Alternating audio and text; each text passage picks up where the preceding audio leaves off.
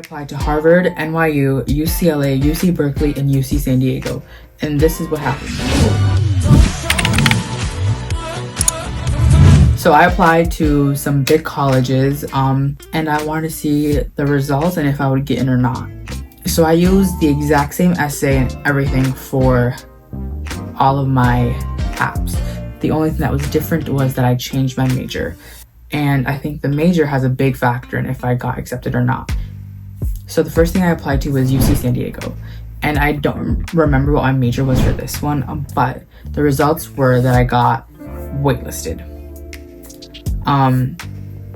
So it's nothing major, nothing big, nothing cool, but I got waitlisted. So it's not like I really have anything to learn from them besides like, okay, they might have room for me, they might not have room for me. I then applied to UCLA, and I also got rejected from UCLA.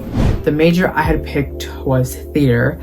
I was a bit too late to change my major because originally I did not see the major I wanted, so I just clicked a random major. But I do think that theater is a big major considering it's in LA, and that might have been a reason why I did not get picked. UCLA was the first one I opened that I got rejected from, and that was that was the hardest day for me because it was my first ever rejection, and I had to learn what rejection felt like because I'd never experienced anything like this before, so I had to learn how to manage from it.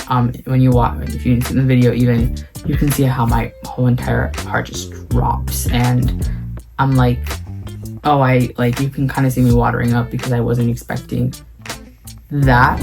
I don't know, it stings, I guess, because this was like one, like if I got into, I would have tried to like actually go to. Out of state is so expensive, especially California. I said the same thing when I was in high school. I was like, I want to go to school in California. Didn't work?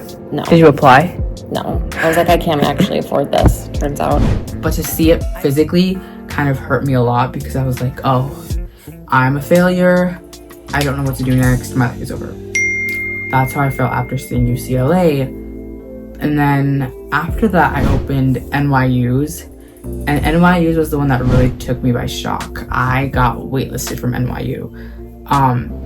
I wasn't expecting a waitlist, honestly. I was expecting it to also be a rejection from just because of UCLA. So the day that I was opening it up, I saw like the authenticating thing where you have to like, do dual authentication or whatever. And I had never had that happen for NYU before. So that was like, this is something. But I opened it up, and again, you can see my whole entire body just drop when I see the word rejection. I genuinely started crying because I was not expecting it, and this academic year has been one of the hardest academic year for me.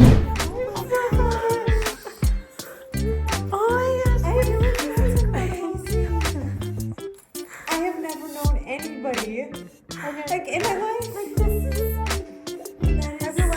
you're not in here. Oh my gosh. Especially after UCLA, I like lost all hope. It's like, I didn't think this was gonna happen. We're so proud of you. Academically, it's been so hard for me that seeing that kind of gave me hope again and made me feel like something. So that was probably the highlight of this. And then the last two that I opened were Harvard and Berkeley. Both of those were rejections. But by this point, my reaction was just like, okay, whatever, I'm rejected. It's not gonna hurt me anymore. So I do think throughout this time period, I learned that rejection, as everyone's always said to me, rejection is redirection, because I so badly wanted to go to UCLA. That was my dream school because of so many opportunities I would have out in LA, and seeing that rejection really hurt. But I had to learn how to redirect from it and understand what. So that's 3 rejections. Okay. 4 admissions, 4 or 5 admissions, 2 waitlists. Okay. It's actually kind of good. That's actually kind of really good. Yeah, that's kind of good. Okay, I've never known anybody. You have lots of choices. And understand what rejection really means in the long run.